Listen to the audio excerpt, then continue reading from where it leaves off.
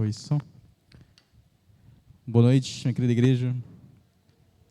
Vamos dar início agora ao culto de louvor e oração. E eu convido a todos os irmãos agora nesse momento que estejam curvando suas cabeças, também aos irmãos que estão nos assistindo agora pelo YouTube, para que possamos estar dando início a este culto. Oremos. Querido Deus, eterno Pai, eu te agradeço por esse dia. Eu te agradeço, Deus, pelas nossas vidas. Eu te agradeço, Deus, por cada irmão presente aqui, Deus, e cada irmão que está agora na sua casa, Deus, nos assistindo. Eu te agradeço, Deus, por esse dia que está se acabando, Deus, por ter nos abençoado, Deus, no decorrer dele, Deus. Eu te peço que esteja abençoando este culto, esteja abençoando, Deus, as pessoas que estão por vir, Deus, que o Senhor possa estar trazendo debaixo da tua presença. Eu te peço que esteja abençoando o pastor Marcos também, Deus, que irá trazer essa palavra, para que possa estar abençoando ele, Deus, para que possa estar passando os teus ensinamentos. E desde já te peço e agradeço, em nome de Jesus. Amém.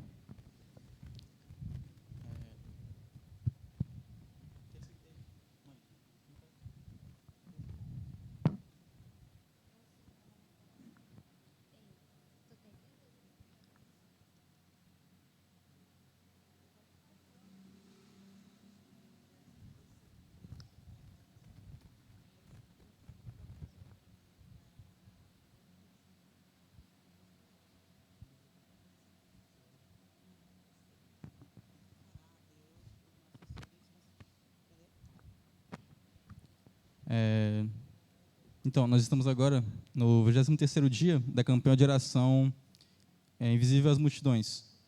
Você não está sozinho, Jesus está com você, atendo a sua dor sensível à sua situação, disponível para socorrer e mudar a realidade de sua família. Você pode falar com Ele agora mesmo, pois Ele está sempre pronto a responder. E agora vamos orar a Deus por nossos filhos, na certeza de que Ele nos vê mesmo em meio à multidão. Agora, nesse momento, vocês vão ter um tempo para poder estar orando pelas suas famílias, pelos filhos, pelos pais, e você pode ficar à vontade para orar agora, como você preferir, de pé, de joelhos, sentado. E é isso, vamos orar agora pelas nossas famílias.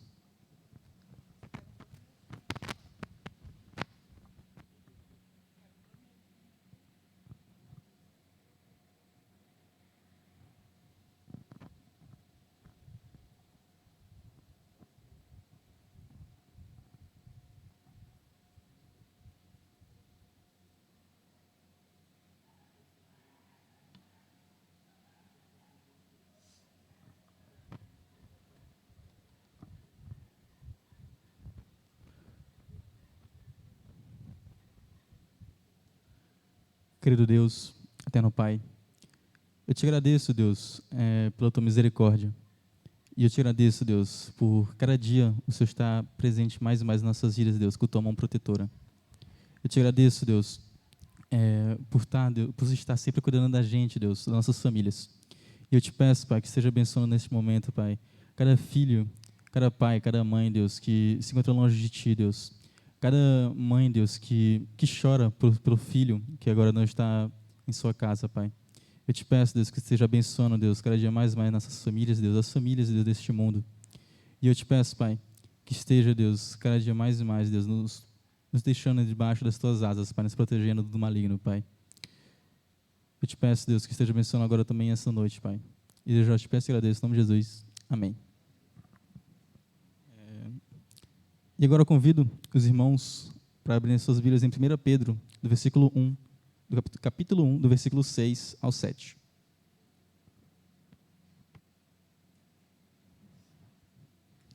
E diz assim: Nisso vocês exultam, ainda que agora, por um pouco de tempo, devam se entristecidos por todo tipo de provação.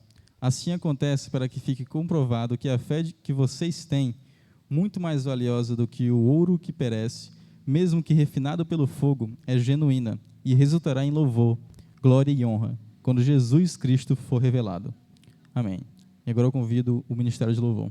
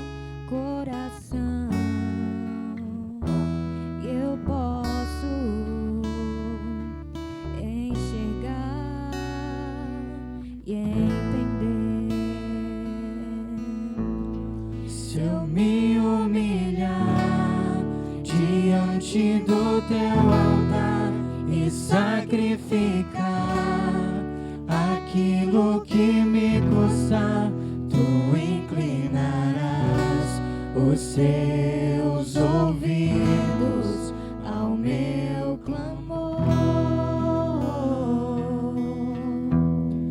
Mas vale um dia no centro do teu querer, que toda a vida seja mais te conhecer. Tu és minha fonte, minha colheita, minha herança.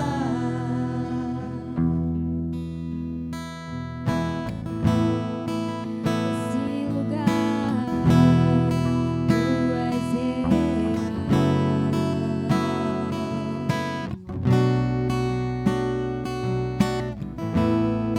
Vou me entregar totalmente.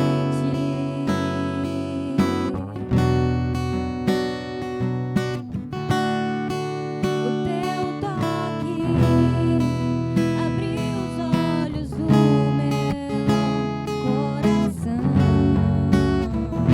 e eu posso enxergar e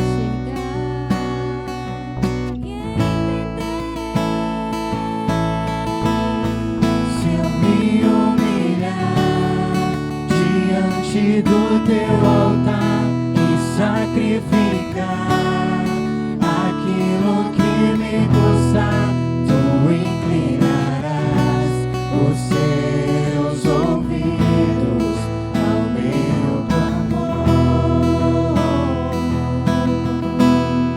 Mas vale um dia no centro do teu querer, que toda a vida seja mais te conhecer. Tu és minha fonte, minha colheita, minha herança.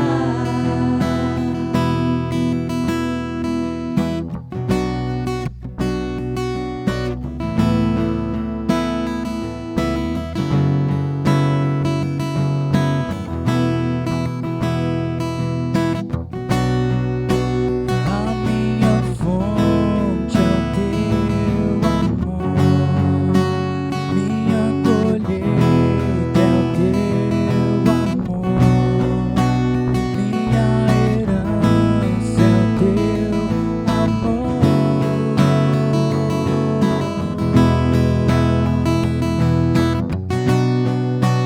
A minha fonte é o teu amor, minha colheita é o teu amor, minha herança é o teu amor.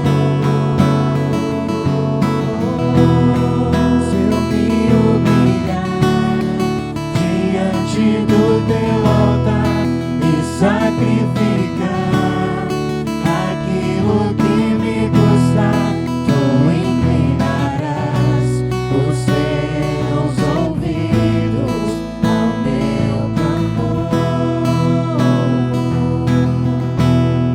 Mas vale um dia no centro do teu querer, que toda a vida seja mais te conhecer. Tu és minha fonte, minha colheita, minha herança.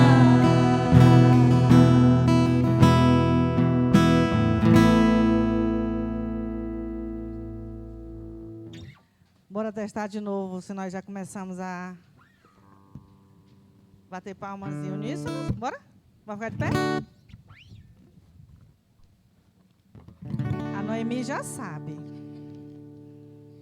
Noemi e Ciele já sabe.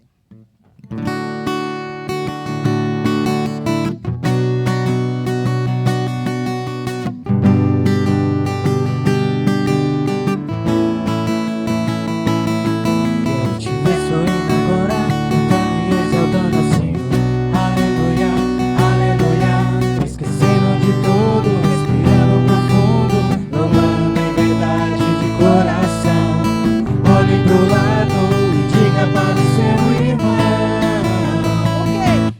Jesus te ama, Jesus te ama, ama, Jesus te ama, ama, sorria que Jesus te ama, ama, ama, ama, Jesus te ama, ama, Jesus te ama, ama, sorria que Jesus te ama, ama, ama, eu te ver sorrindo agora, louvando e exaltando ao Senhor, aleluia, aleluia, esquecendo de tudo, respirando profundo, louvando em verdade de coração. Olhe pro lado e diga para o seu irmão que Jesus te ama, Jesus te ama, ama, Jesus te ama, ama, sorria que Jesus te ama, ama, ama, ama, ama, ama, Jesus te ama, ama, Jesus te ama, ama, sorria que Jesus te ama, ama, ama, ama, ama. Amém. Glória a Deus.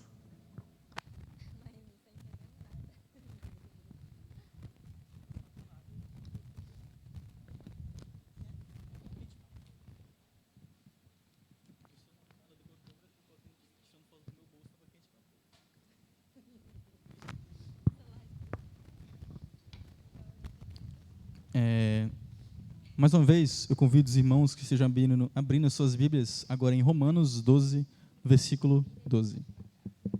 Se encontra aqui no Data Show e diz assim: Alegrem-se na esperança, sejam pacientes na tribulação, perseverem na oração. Amém. E agora, para a dedicação de dízimos e ofertas, vocês poderão estar dizimando ou ofertando aqui, e eu chamo o Ministério de Louvor mais uma vez. Jesus.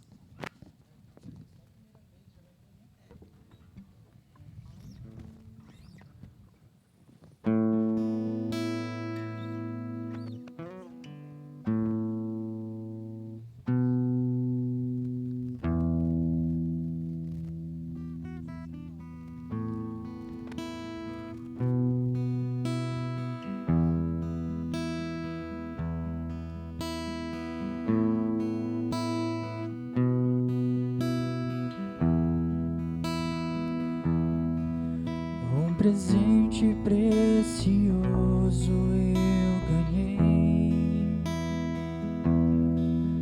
um projeto que nasceu no coração de Deus. Meu tesouro é o meu lar, onde a base é o amor, onde sempre quero estar. Lá em casa posso ser quem realmente sou. Diferenças até poderão acontecer,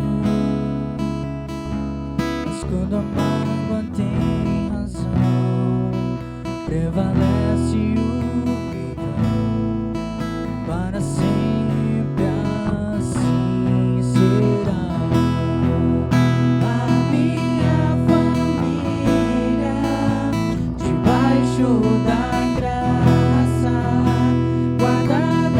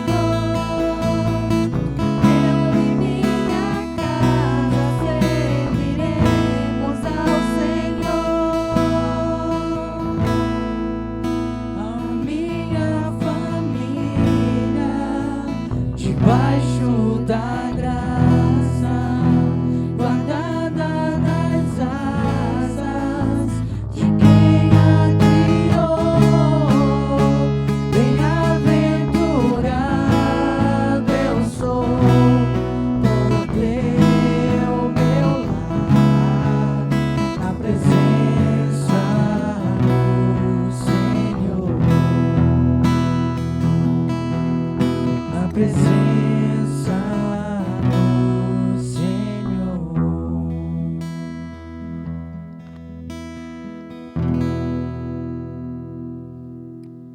Irmã Cristiane, a senhora pode estar orando agora em prol de dízimos e ofertas e passando a palavra para o pastor Marcos?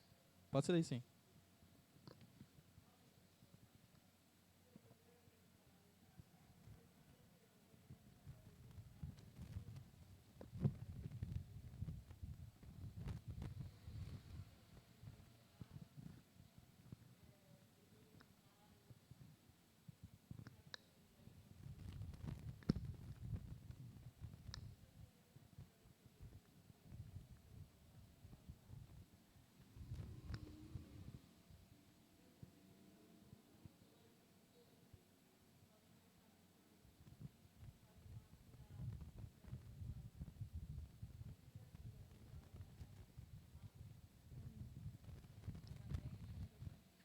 Amém. Agora eu chamo o pastor Marcos.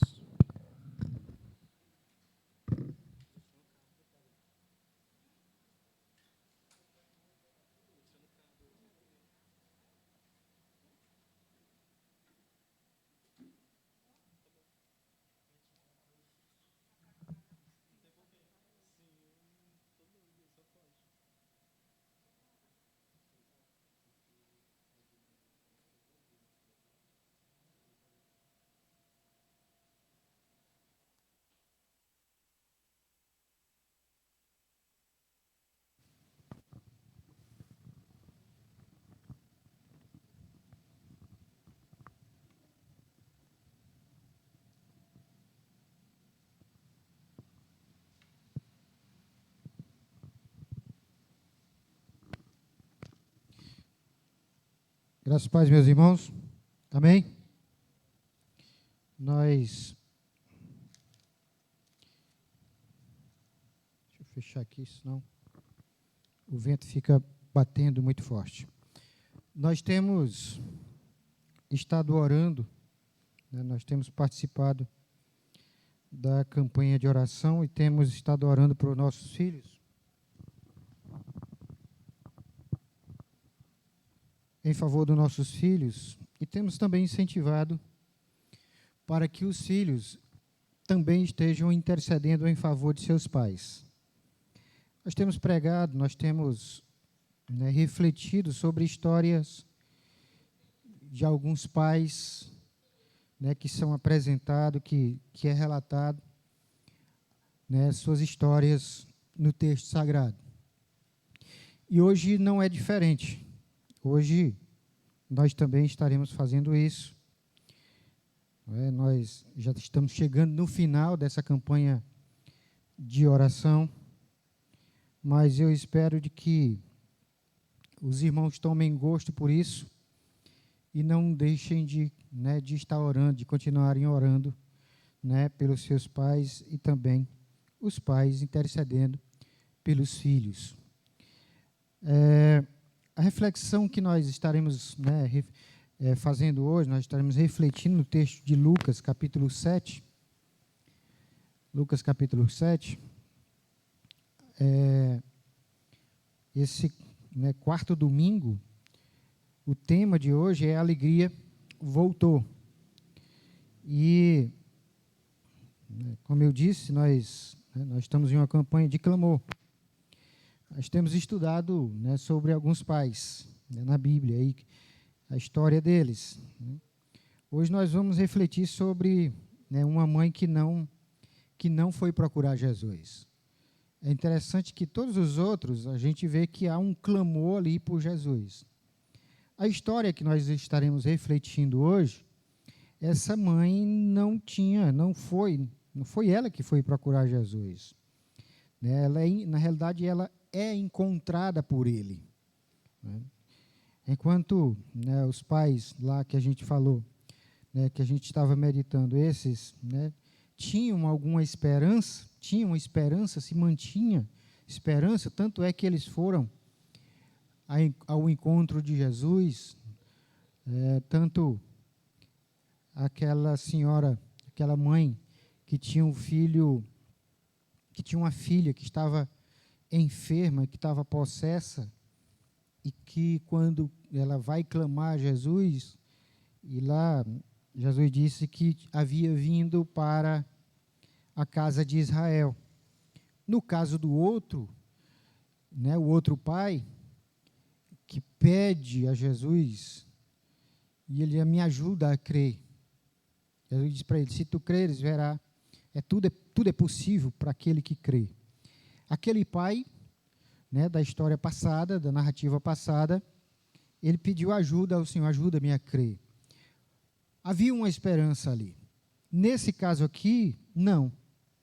Então, né, o encontro de Jesus com ela, com essa mulher aqui da narrativa, na verdade foi um encontro de duas multidões, né? Foi um encontro ali de duas multidões,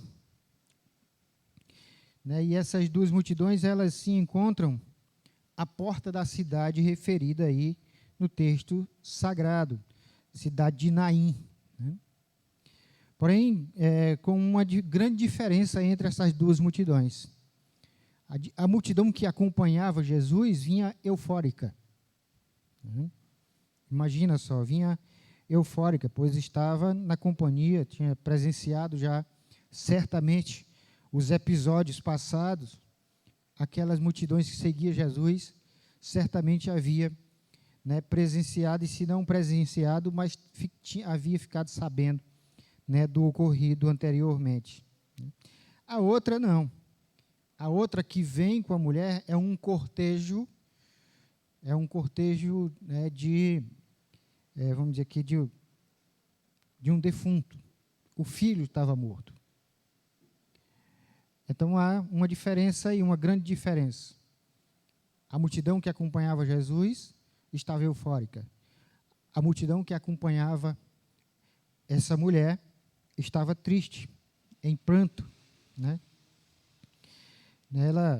Essa cena aí, como eu disse, é uma cena, vamos dizer que é bem típica da questão de um cortejo funerário.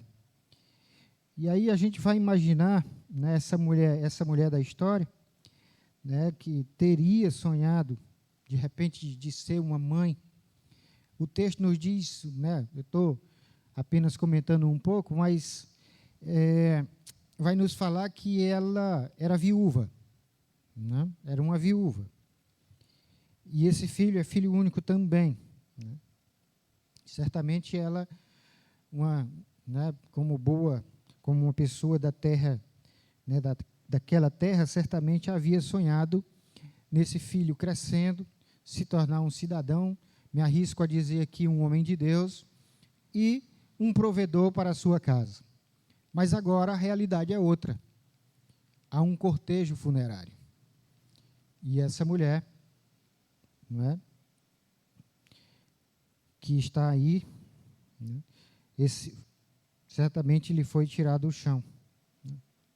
Uma mãe, né, que tinha seu filho, né, havia perdido seu filho. Porém, apesar da disposição espiritual, né, daqueles que alegremente seguiam a Jesus, e também da solidariedade fraterna daqueles que acompanhavam a mulher, parece que ninguém conseguia compreender a dor que ela sentia, nem confortar o seu coração. Ninguém, exceto Jesus, que agora entra na história. Eu creio que você já encontrou o texto. Iremos lê-lo então. Lucas, capítulo 7, do versículo 11 ao versículo 15.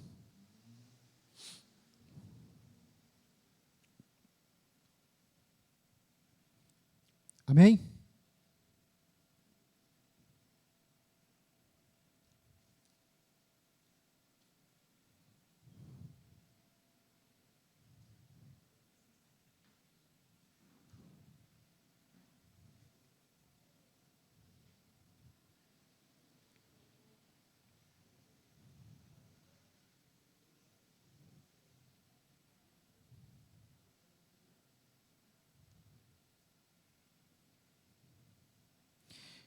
Assim diz a palavra do Senhor. Logo depois, Jesus foi a uma cidade chamada Naim, e com ele iam os seus discípulos e uma grande multidão. Ao se aproximar da porta da cidade, estava saindo o enterro do filho único de uma viúva, e uma grande multidão da cidade estava com ela. Ao vê-la, o Senhor se compadeceu dela e disse: não chore. Depois aproximou-se e tocou no caixão. E os que iam e os que o carregavam pararam. Jesus disse: jovem, eu lhe digo, levante-se. O jovem sentou-se e começou a conversar. E Jesus o entregou à sua mãe. Todos ficaram cheios de temor e louvavam a Deus. Um grande profeta se levantou entre nós, diziam eles. Deus interveio em favor do seu povo.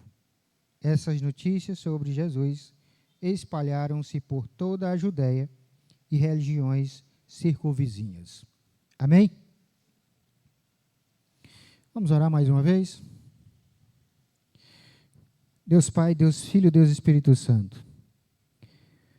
Deus, muito obrigado por esse momento onde nós podemos cultuar o Teu santo nome, podemos nos aquietar, Pai, ser alimentado pela Tua palavra.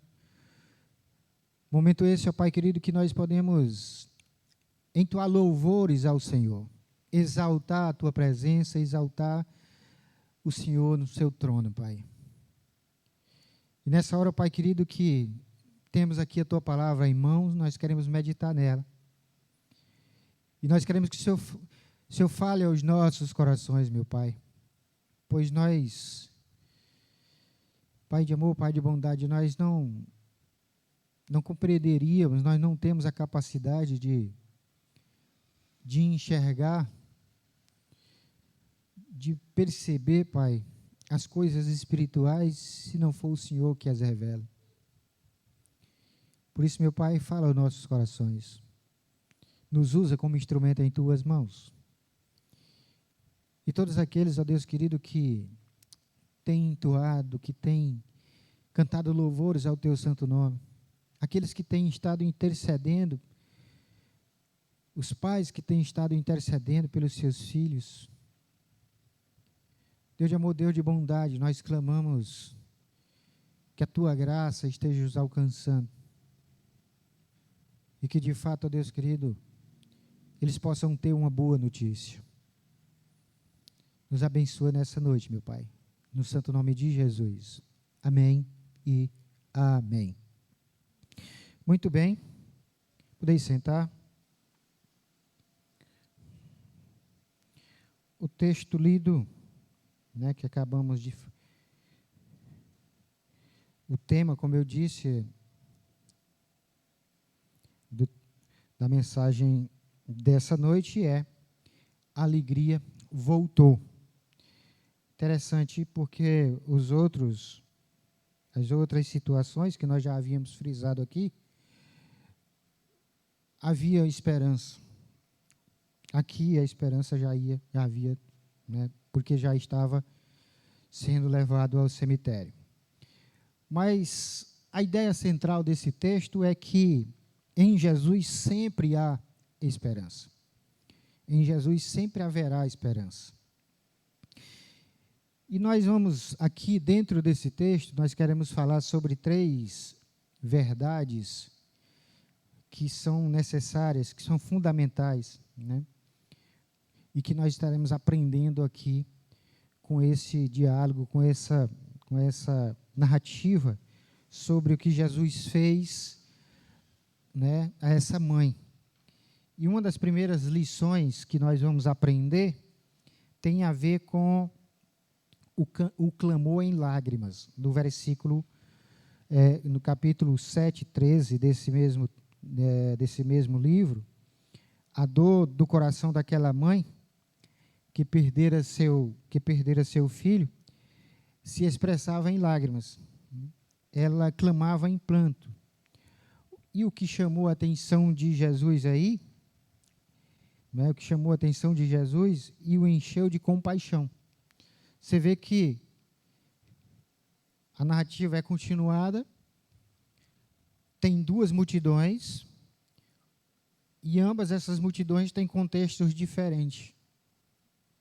Uma que está acompanhando Jesus está eufórica. A outra que está acompanhando a mulher está triste. Porque aquele jovem que nos é informado aí pelo texto era filho único, e além de ser filho único, essa mulher também é viúva. Então, há aí uma grande tristeza, né? Ela clama em plantos, né?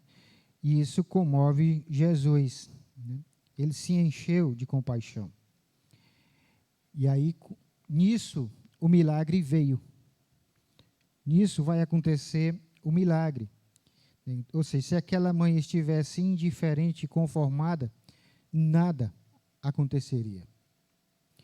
Na história passada, sobre a mãe que nós estivemos falando, a mãe que por um tempo esteve orando, e quando não viu acontecer mudança no seu filho, ela foi pedir a outras igrejas para que também estivesse orando. E como nada acontecia, aquela mãe da história do domingo passado, ela chegou a uma conclusão que não iria mais orar. E pediu até ao pastor para que também não orasse. Porque no entendimento dela já não havia mais solução. Já não havia mais esperança. O filho dela não iria mudar. E aí, naquela história, aquela mãe chega em casa, o filho está desesperado pelo sonho que teve. E não entendia. Porque no sonho naquela história narrada, aquele filho estava dentro do poço, a mãe jogava a corda, e ele então começava a subir. Ela começava a puxar. Quando já estava chegando, né, próximo de sair do poço, a mãe soltou a corda. Naquela história, aquela mãe entendeu que esse soltar a corda foi quando ela parou de orar e pediu para que se parasse de orar pelo seu filho. Jesus teve compaixão, o milagre aconteceu. Se aquela mãe estivesse indiferente, né, conformada, nada aconteceria. Ou seja, as lágrimas de um pai ou de uma mãe, quando clamam verdadeiramente por um filho perdido, isso toca o coração do Salvador. Como ali aconteceu? O toque, aquilo comoveu o coração de Jesus. E aí, como eu disse lá na introdução, diferente dos outros pais, das outras narrativas, que foram ao encontro de Jesus, porque souberam que ele estava passando por ali, essa mãe aqui é diferente. Ela não foi ao encontro. Não é assim quando as pessoas até têm uma frase que o mundo gosta de dizer: a esperança é a última que morre. Não é? O mundo gosta de dizer isso? Eu gostaria de mudar essa frase. Porque até para a morte tem solução. É Jesus. Então, quando se está em Cristo, nunca, como eu disse, devemos perder a esperança, porque com Ele, né, em Jesus, sempre há uma esperança. Sempre há as possibilidades. Então, a oração de um pai ou de uma mãe, ela move as estruturas celestiais e desencadeiam ordens e ações do trono de Deus. Ou seja, assim como o Tiago, o apóstolo, escreve lá na sua carta, ele fala que o Senhor é o Pai das luzes, e em um contexto o Tiago diz que quem sabe fazer o bem não faz, peca. Em um outro contexto o Tiago diz que toda a bondade vem do Senhor. Porque o Senhor é bom. Então, Ele nos abençoa dia após dia. Tem pessoas que estão usufruindo da bondade de Deus, da graça do Senhor, mesmo sem crer nele. Todos os dias, todos os santos dias que nós nascemos, que nós acordamos, que nós levantamos para o labor diário, é por causa da graça de Deus. É por causa do seu favor. Ainda que não creia, ainda que alguns não creiam. Como eu estava ontem fazendo um estudo bíblico na casa de uma família, e lá a gente falava sobre a verdade. E a verdade é interessante porque não importa se eu creio ou não creio, a verdade continua sendo verdade. Ela não pode ser alterada. Verdade é verdade e pronto. Então, aqui ele se compadece profundamente, né, importa-se com genuinamente e age, ele vai agir, né, de forma certeira. Ou seja, se seus filhos, você que está conosco, você que nos assiste, se seus filhos, que você tem orado, que tem colocado, a gente pediu para se fizesse uma lista de oração para que a gente estivesse sempre orando pelos nossos filhos. Está lá no grupo da igreja. Não é? Se você ainda não botou, você pode botar, ou pede alguém aí para botar. De repente você não tem muita familiaridade, né, com aquele negócio, com o WhatsApp, né? E aí você pode pedir alguém para estar botando. Então, se seus filhos, que são herança do Senhor, como o salmista diz, no Salmo 127, né, estão longe de Jesus, duas coisas são muito importantes nisso, né, na atitude, tendo como exemplo esse clamor em lágrimas aí. Que exemplos são esses? Ou seja, o primeiro deles, não se conforme com isso. Não se conforme com o seu filho viver perdido. Não pare, assim como aquela mulher do passado, da história narrada, que já havia desistido. A exortação da palavra de Deus, o incentivo da palavra de Deus, é para que não haja um conformismo, uma aceitação de uma vida totalmente mergulhada no pecado. Nós não podemos nós não podemos transformar ninguém, nós não podemos obrigar ninguém a receber Jesus. Não podemos obrigar ninguém a viver debaixo da graça de Deus. Mas nós podemos orar. Nós podemos continuar orando, nós podemos continuar crendo, confiando no Senhor. Como eu disse, o centro, a ideia central desse texto é que em Jesus sempre há esperança. Sempre haverá esperança. A outra coisa, né, diante dessa situação, tanto você que nos assiste como você que está conosco, a outra lição é: não se iluda por serem bem-sucedidos materialmente. Muitas vezes alguns pais pensam de que isso é suficiente, o ser bem-sucedido materialmente. Nós não devemos nos iludir com isso. Nós estamos estudando, nós começamos a estudar hoje na escola bíblica os livros poéticos.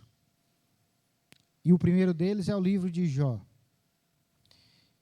E o texto central de hoje pela manhã foi Jó, capítulo 1, verso 21, que o Jó diz: Nu vim ao mundo, nu voltarei, deixarei o mundo. Ainda assim o Jó lá confessa. Ele não reclama do Senhor. Ainda assim ele diz: louvado seja o Senhor. Lá no texto de Jó, o tema é a misericórdia do Senhor. E as lições que o Jó aprende, que é também para nós, a dependência do Senhor. O aprender a depender do Senhor, a confiar plenamente no Senhor.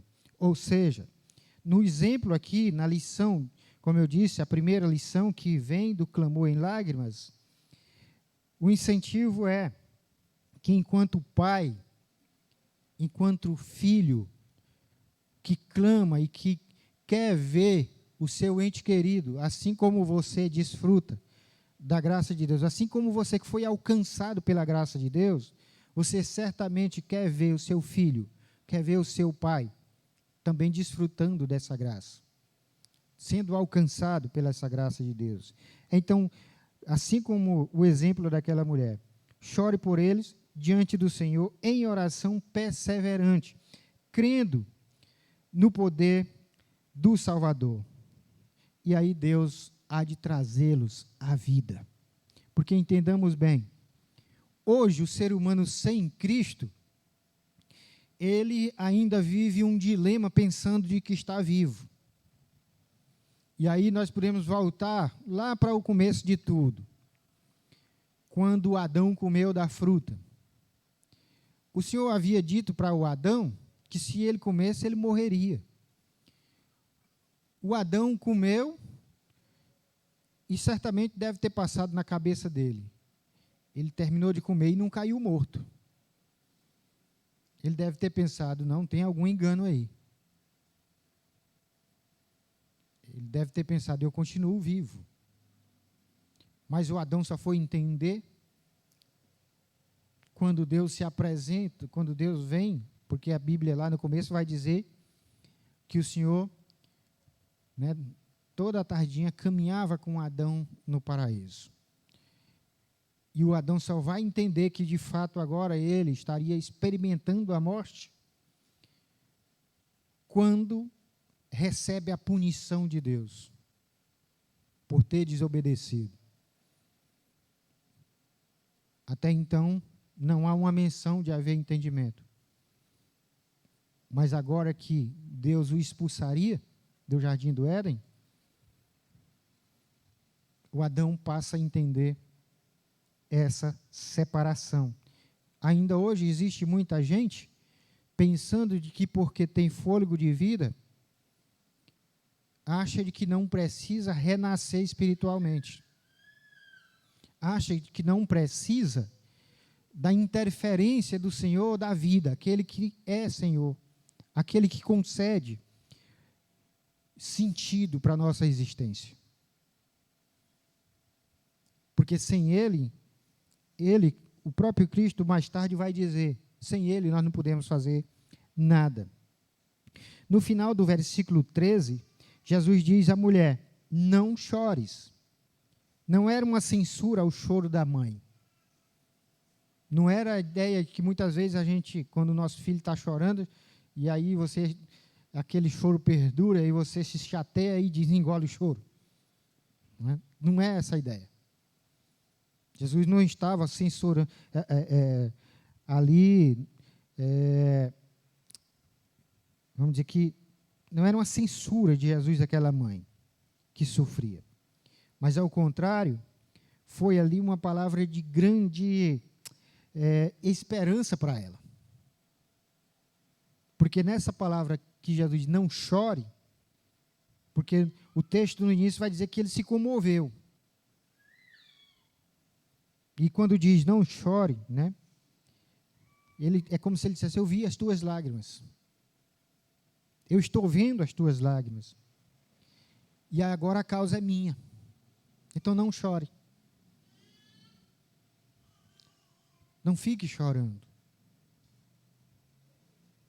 Como se dissesse, deixa tudo comigo. E aí, diante dessa situação, é como se dissesse, confie e veja o que eu farei. Quando eu falo desse assunto, minha mente me leva lá para Abacuque. No episódio onde Abacuque estava meio que desanimado, meio que sem entender, porque a carta de Abacuque ele já começa falando isso, até quando, Senhor? E há um dilema na cabeça do Abacuque ali, do profeta, e há uma conversa dele com Deus. Quando o Abacuque fala com Deus, ele fala para Deus as coisas que estava sentindo e o que estava e as coisas que ele estava vendo, que estavam levando ele a sentir aquilo, a passar por aquela realidade. Quando Deus fala com Abacuque, é como se ele dissesse assim: olha, Abacuque, eu estou vendo tudo isso. E isso não ficará sem resposta.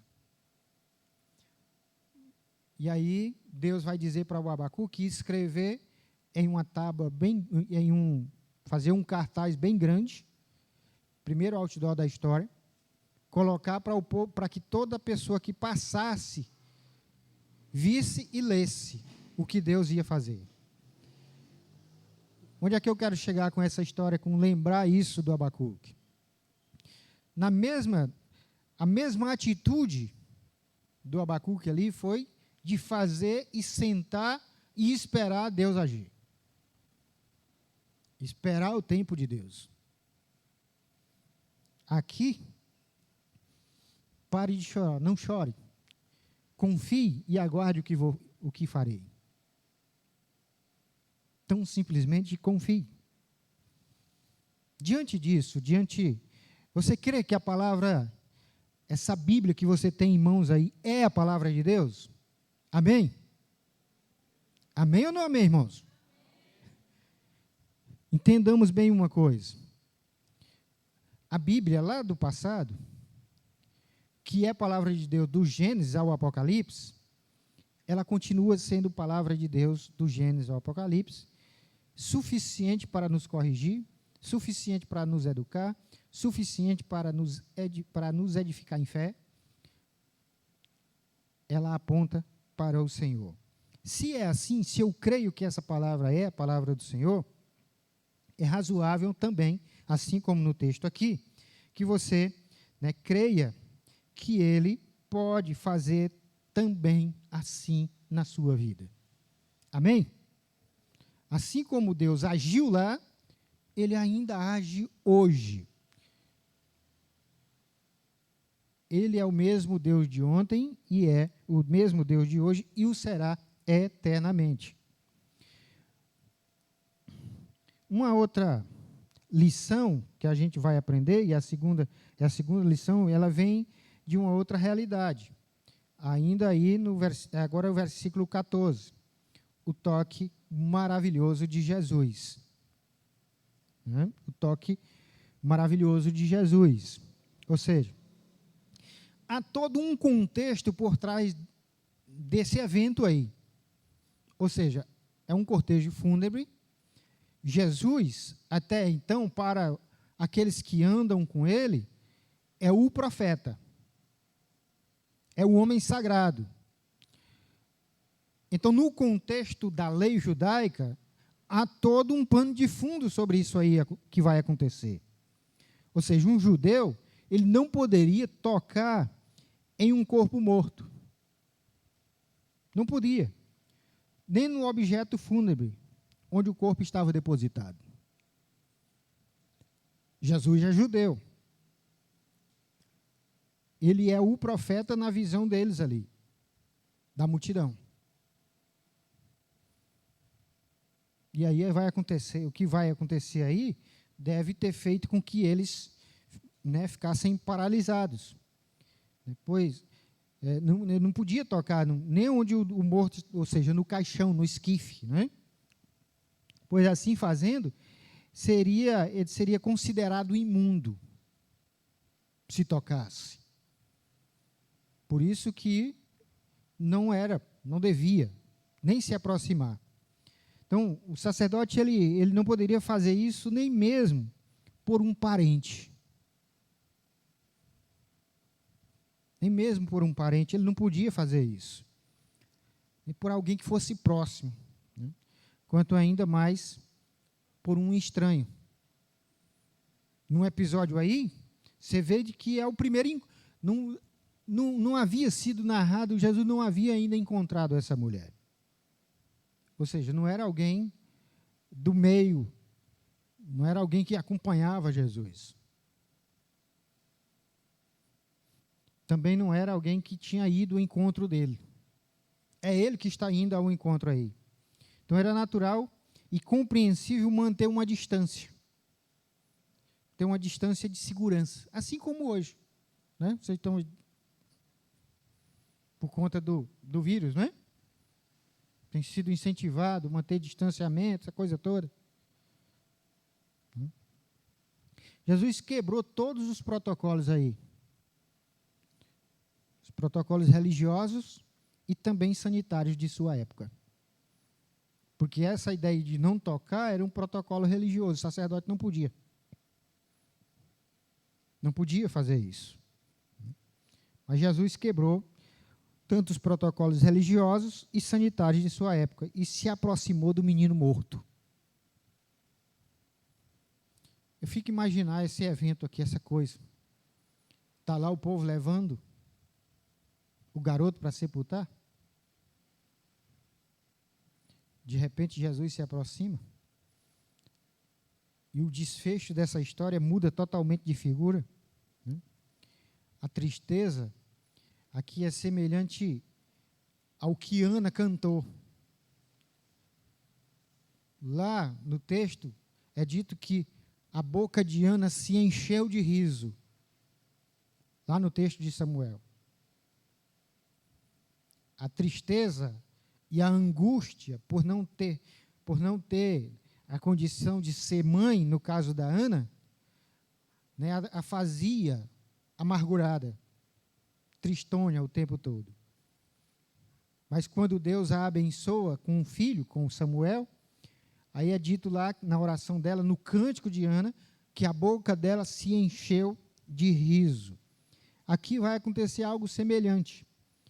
A tristeza vai ser transformada em alegria. Ele estava profundo, entenda bem que a palavra é essa mesmo, estava tão profundamente, né, sensibilizado com o choro daquela mãe, tão cheio de compaixão por ela, que se aproximou do cortejo fúnebre. Se aproximou, ele mesmo foi ao encontro, colocando-se ao lado do caixão e tocando.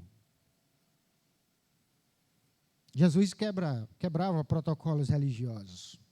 Nesse episódio aqui, é o episódio de um cortejo fúnebre. Mas teve outros protocolos também que Jesus quebrou ao tocar em leprosos. Que o efeito era o mesmo. Não podia tocar em leproso, que também passava a ser imundo. Tanto é que naquele contexto lá, que a lepra é a hanseníase de hoje, como não havia solução para quem adquirisse essa enfermidade, a pessoa que tivesse doença, ela era colocada afastada e alguém ia deixar comida lá, não podia entrar. Aquela pessoa era colocada em uma distância grande da cidade, deixada lá para morrer. Se uma dessas pessoas escapasse daquele lugar e entrasse na cidade e alguém visse, o primeiro que visse gritava, imundo. Imagina o efeito emocional que alguém, né, que sofria de uma situação dessa, pessoa que, né, passava. O contexto ali do que ocorria, essa ideia do imundo. Mas Jesus, ele chega, se aproxima e toca, né? Ele, ao lado do caixão, tocando. E não foi Jesus que ficou imundo. Aqui é a grande diferença. Por isso que o toque de Jesus é um toque maravilhoso. Quando ele toca, ainda que sejamos imperfeitos, a nossa imperfeição não passa para ele. É nós que somos purificados. No caso do jovem aqui que estava morto, a ideia de morte, ele estava morto. Quando Jesus toca, Jesus não fica imundo, mas o jovem ganha a vida. Em discussão com os fariseus, em um dado momento, sobre a questão do templo, que os fariseus ficaram sem entender, achando que Jesus se referia ao templo que havia sido construído em 40 anos, quando Jesus diz que se derrubassem o templo, se referindo a ele mesmo, em 3 dias ele o reergueria, aquele episódio era para frisar que Jesus é Senhor da vida. pois mais tarde ele vai dizer que tinha poder para entregá-la e para tomá-la de volta, porque ele é o Senhor da vida. E aqui está se realizando isso.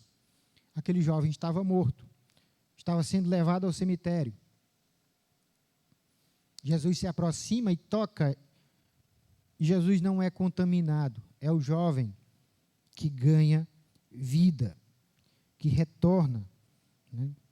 Jesus não ficou ali, né, distante, insensível. É interessante isso. Então, quando nós clamamos, Jesus se aproxima e toca bem no nosso problema. É interessante frisar isso. Por isso que é o toque maravilhoso. Eu tenho aprendido, durante o meu período de cristão, e que é real isso mesmo, que nós só aprenderemos, ou só experimentaremos disso, quando de fato a gente se esvazia das nossas soluções. Quando nós paramos de achar que temos soluções para qualquer coisa. Quando de fato, esse nosso clamor, esse nosso choro, ele é de fato o resultado de um coração quebrantado, aquele lá do Sermão do Monte, quando o Senhor Jesus fala dos pobres de espírito.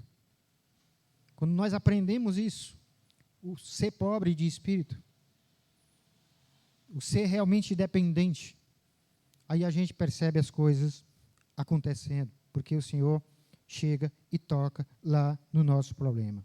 Ou seja, ele não tem medo, pois é maior que tudo.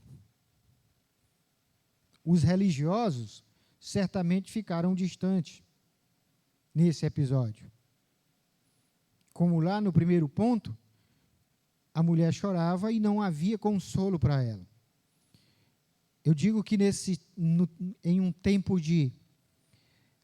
como esse que estamos vivendo, onde muitos entes queridos nossos têm partido, pessoas conhecidas nossas têm partido, às vezes a gente se defronta com situações e que você quer consolar alguém que perdeu um ente querido, mas não existe uma palavra que possa dar consolo, que amenize a dor naquela hora. Eu tenho aprendido que nesses tempos, talvez o falar não tenha muito valor, mas o chorar junto e oferecer o ombro para que se chore nele, talvez seja o mais valoroso nesses instantes.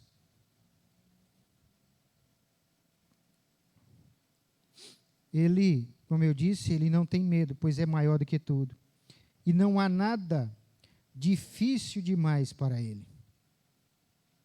Entenda bem isso, não há nada difícil demais para o Nazareno crucificado que ressuscitou ao terceiro dia.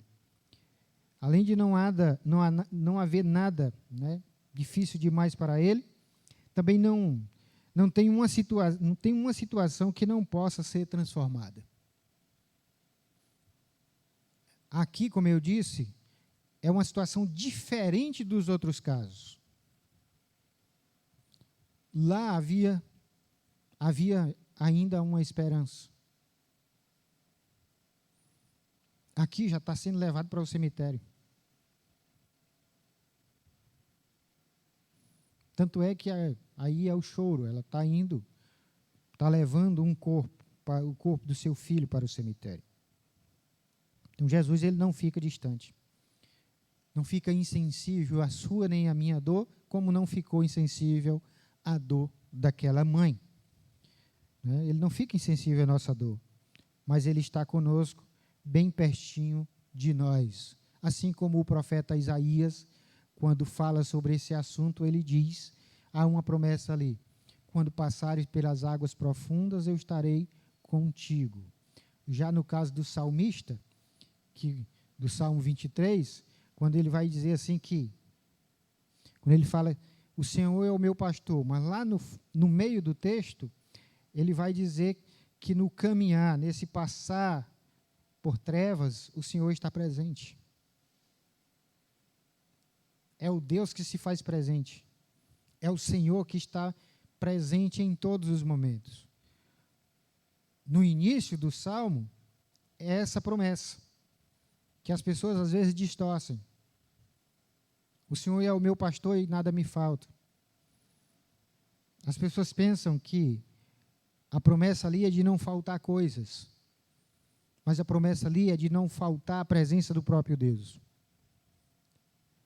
Ele está dizendo que está presente em toda e em qualquer situação. Então, meus queridos, oremos para que Jesus toque nos nossos filhos. Nós temos estado em campanha.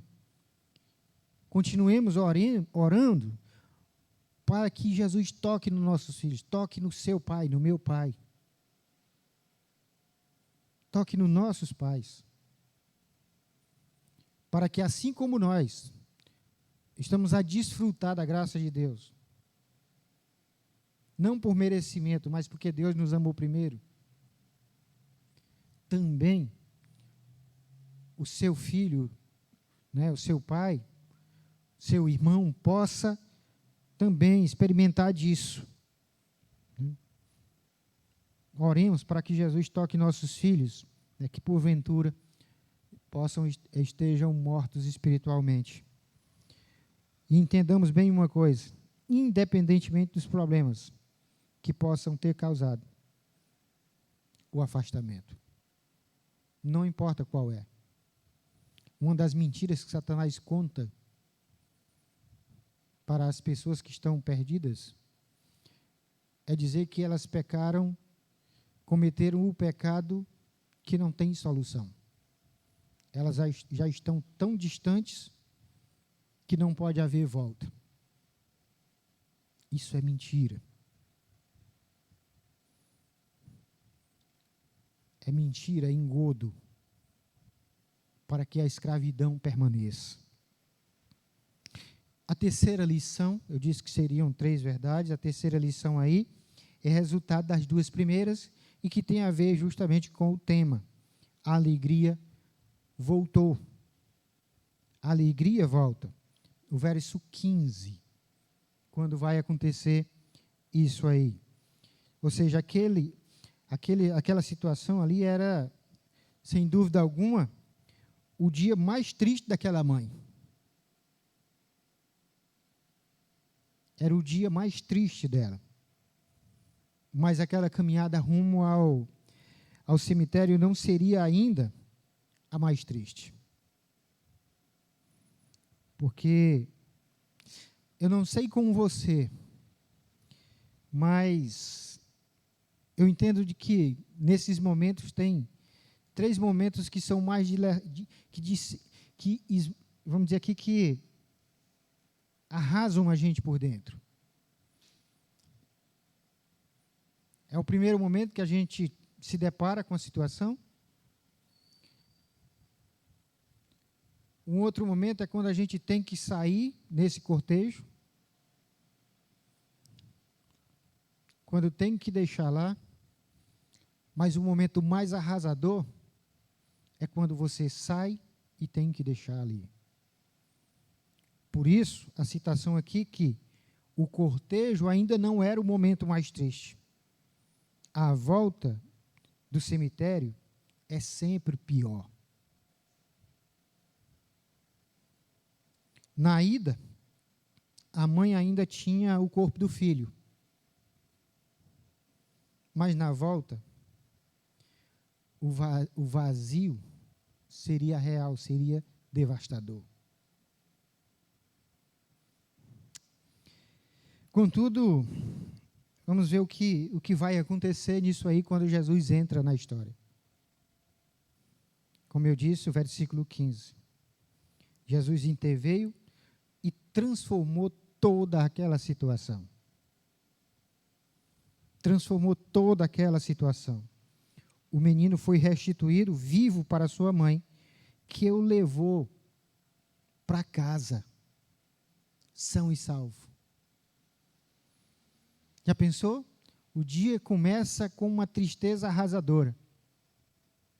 Mas agora, a esperança daquela mãe tinha sido renovada.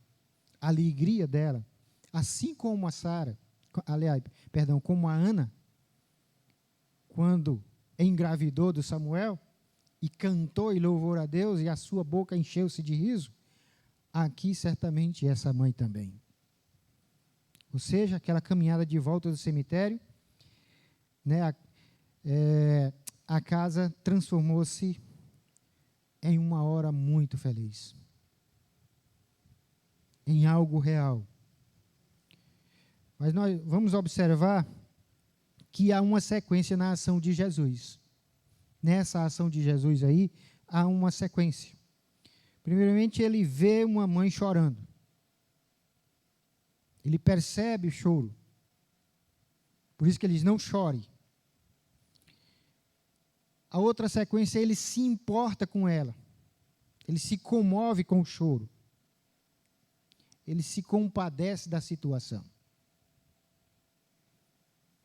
E aí, a outra coisa, ele se aproxima. Ele vai e se aproxima e toca no problema. Sabe, o coração, nosso coração, é uma terra que é desconhecida para as outras pessoas. Muitas vezes você está sorrindo, mas o seu coração está apertado. Principalmente nos dias de hoje que, em dado momento, as pessoas podem ser acometidas de pavor por conta das notícias que chegam à nossa casa.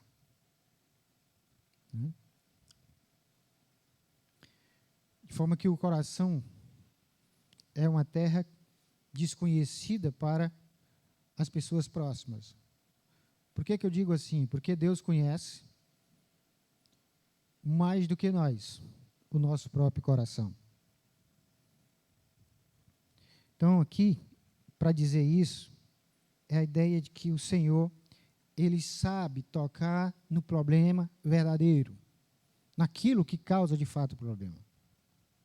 Como aconteceu aqui. Como eu disse, tem uma sequência. Ele observa o choro.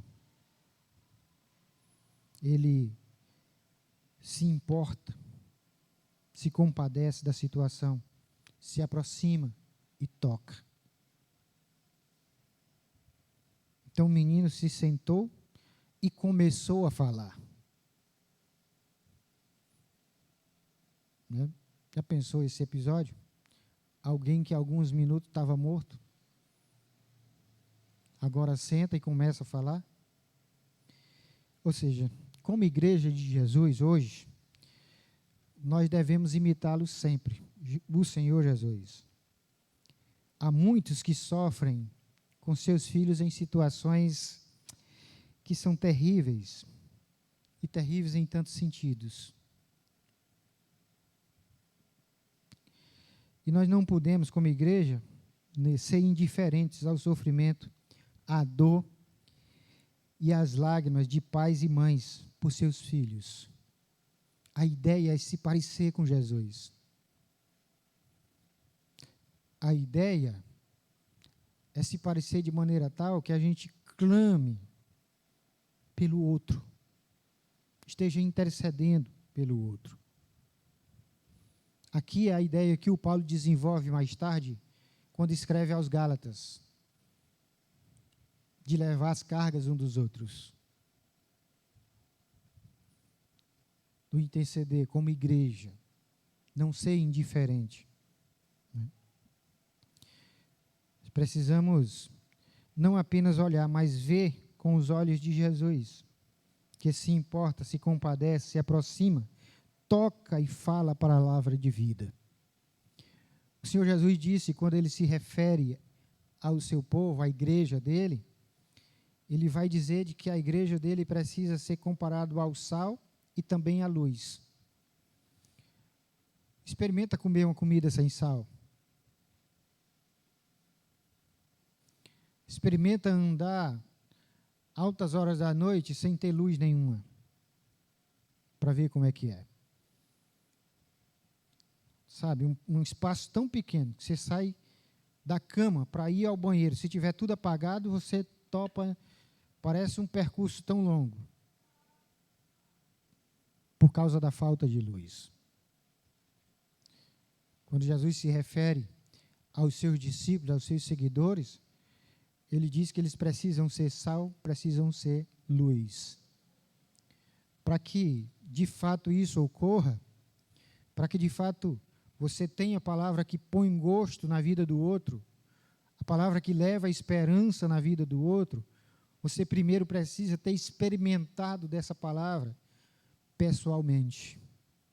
Você precisa ter tido um encontro pessoal com esse Senhor da vida, com esse Senhor que toca e não se contamina, mas restaura a vida de quem está morto. Precisa ter. E uma vez que se experimenta isso, que se vive essa palavra, o resultado é que onde você for, onde você estiver, a igreja do Senhor está. Por isso que um cristão não pode ter uma vida profana e uma vida santa. Não pode estar com um pé no mundo e um pé na igreja. É a ideia de ter uma vida única. O ser crente enquanto está aqui, o ser crente enquanto está lá na casa, o ser crente enquanto está trabalhando, o ser cristão comprometido com os princípios da palavra de Deus, em qualquer lugar que eu esteja. Não arredar desses princípios da palavra de Deus e ser, de fato, sal e luz. Isso não é fácil. O ser sal e luz lá em casa, onde talvez só eu sou cristão evangélico, os meus irmãos não são, talvez no seu contexto, seu esposo ou sua esposa não é. A toda hora, você tem que dar uma resposta de quem é Jesus para você. Mas é aí que nós aprendemos, de fato, a ser sal e ser luz. O sal lá dentro do saleiro, ele não tenha, vamos dizer aqui que não estando em uso, ele está inerte. O sal só vai pôr gosto quando você coloca ele na comida.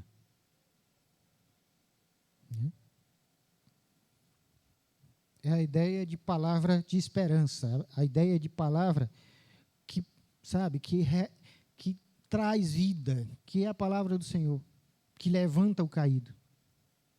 A igreja precisa dar uma resposta. Ou seja, quando Jesus intervém, ainda hoje, por meio de seu povo missionário, ele traz vida a tantas pessoas. E eu me arrisco a dizer de que, quando alguém é vivificado pelo Cristo, esse alguém é alguém que contagia outras pessoas. Ele traz vida a tantas pessoas, abençoa tantas famílias, transforma tantas histórias. Ele devolve a alegria. Entenda bem, a nossa alegria não deve estar, ou não deve tomar como base, conquista de coisas. A nossa alegria não deve tomar como base nossos filhos, nossa esposa, as coisas que nós podemos criar. A nossa alegria deve tomar como base o próprio Senhor que não nos falta.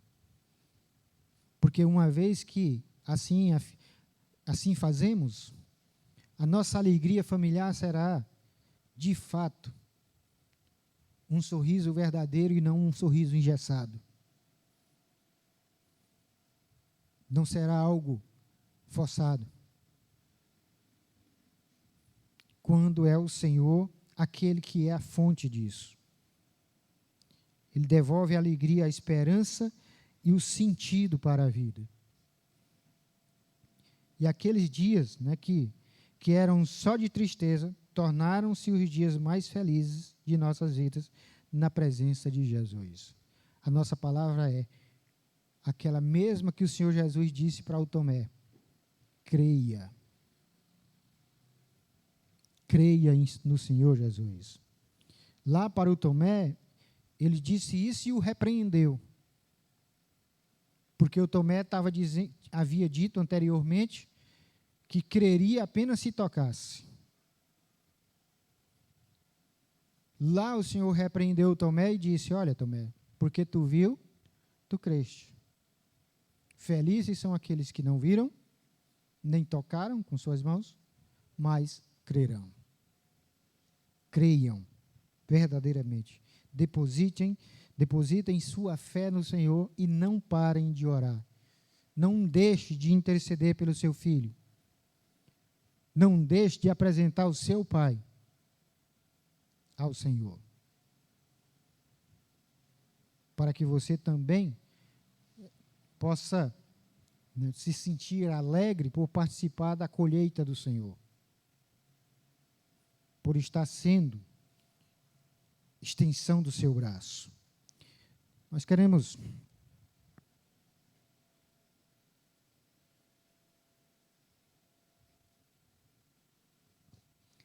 nós já estamos chegando no final e para a conclusão, né, nós estamos próximos de concluir a nossa campanha de oração por nossos filhos. Né? Eu creio que essa seja a última semana. Né? Última semana que nós já estamos concluindo. Né? É a campanha de oração por nossos filhos e pais, né, que focou justamente, né, na necessidade de orarmos sempre, de nunca esmorecer, de nunca. Entendam bem, essa palavra bem aqui, desistir, risca ela do seu calendário, da sua agenda. Ou seja, hoje a gente viu que, mesmo quando a esperança estiver morta, né, ainda é possível ver o milagre da volta da alegria. Porque com o Senhor Jesus sempre haverá esperança. É com essa convicção que nós devemos encerrar a campanha de oração, né, que nós devemos ter essa convicção de que o Senhor é aquele que escuta e que interfere. É aquele que se comove com a sua dor e com a nossa dor.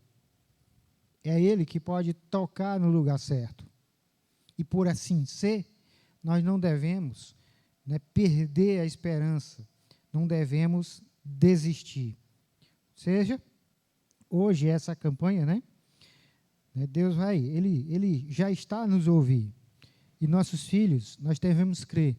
Aqueles que ainda não tiveram encontro, vamos clamar, continuar clamando e crendo de que a graça do Senhor os alcançará. Para que assim a gente possa confessar como Josué confessou. Como nós cantamos hoje à noite aqui. Eu e minha casa serviremos ao Senhor. Essa deve ser a busca de todo pai de família, de toda mãe de família que serve ao Senhor. De ver, de participar com os seus filhos, com os seus entes queridos, servindo a Deus, adorando e louvando o Senhor. Então, meus queridos, como eu disse, nós já estamos concluindo, não é, essa campanha.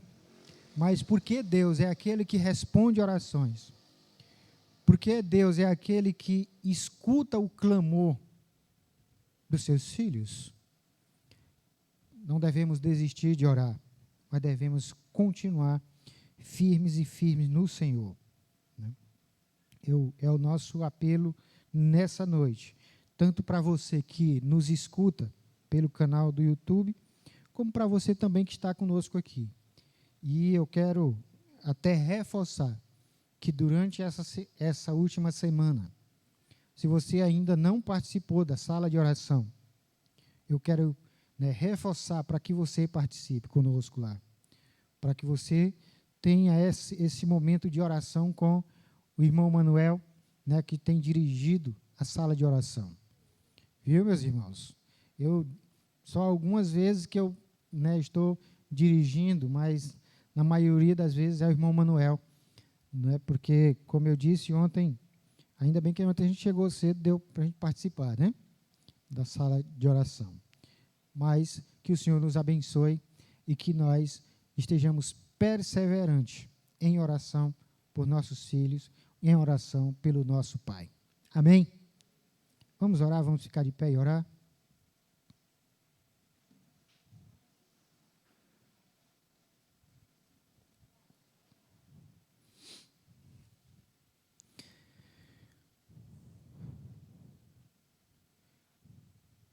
Não, o papel, cadê?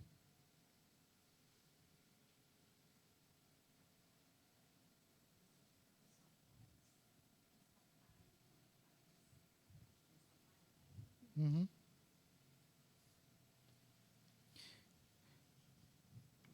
Então, você, papai, você, mamãe, feche seus olhos agora e vamos orar. Amém? Deus Pai, Deus Filho, Deus Espírito Santo. Pai de amor, Pai de bondade. Nós cremos, ó Deus querido, que Tu és o Deus sempre presente. Tu és o Senhor da vida. Tu és o Senhor que nos guarda todos os dias. Pai, Tu sabes que os dias são difíceis, pois os Teus filhos têm que enfrentar realidades, ó Pai querido, muitas vezes que são desvantajosas. Mas diante de todas essas coisas, Pai, diante de todas as adversidades que possam se apresentar, que o Senhor nos dê cada dia mais entendimento, que o Senhor esteja a cada instante, Pai, nos fortalecendo, para que sejamos perseverantes, para que continuemos firmes e firmes no Senhor. Nos abençoa, Pai, de maneira tal que não venhamos, ó Deus querido, perder a esperança de ver nosso ente querido salvo pela Tua graça. Que não venhamos desanimar, ó Pai querido, por de repente acharmos que está a demorar. Que o Senhor esteja revigorando, Pai, e nos dando entendimento, para que estejamos certos de que quando Jesus está, sempre haverá esperança de vida. Deus de amor, Deus de bondade, nessa hora que oramos, que estamos clamando aqui, nós já estamos chegando, ó Pai, no final do mês, que nós aqui temos, ó Pai querido, direcionado a ser o mês da família. E nós temos clamado por nossas famílias, ó Pai. O nosso pedido é que o Teu povo não se deixe, não pare, Pai querido, de continuar orando, de continuar clamando ao Senhor. Que o Senhor esteja abençoando cada um dos Teus filhos aqui. Que essa Tua palavra possa estar realmente, ó Pai, brotando, estar frutificando em nossos corações. De forma que assim sejamos sal e luz onde quer que o Senhor nos leve. E especialmente na nossa casa. Que assim o Senhor nos abençoe. E que cada pessoa que nos assiste ou que nos assistirá mais tarde, que possam também, Pai querido, ser impactadas com a graça, com o exemplo de vida, com as lições de vida em Jesus. Que possam, ó Deus queridos, ter os seus corações impactados, de forma que possam se render ao Senhor. E Deus de amor, Deus de bondade, nos abençoa, nos dá uma boa noite, nos leva a nossas casas, debaixo da Tua santa presença, e que a Tua graça, o amor do nosso Senhor e Salvador Jesus Cristo e as consolações do Espírito Santo esteja com todos nós, igreja do Senhor, hoje e sempre. E a igreja que crê diz, amém e glória a Deus. Antes dos irmãos saírem, eu estou aqui com um cartaz da Segunda Igreja Batista. Será uma noite de louvor lá naquela igreja, no templo da Segunda Igreja. Será no dia 5. né, um convite para a juventude aqui da igreja, para os jovens da primeira igreja. Mas você que é adulto também, não está isento não é proibido participar não, viu, meus irmãos? Ok? Amém? Agora, convidar você senta, faz a sua oração silenciosa, e eu vou aguardar você ali para me despedir de você.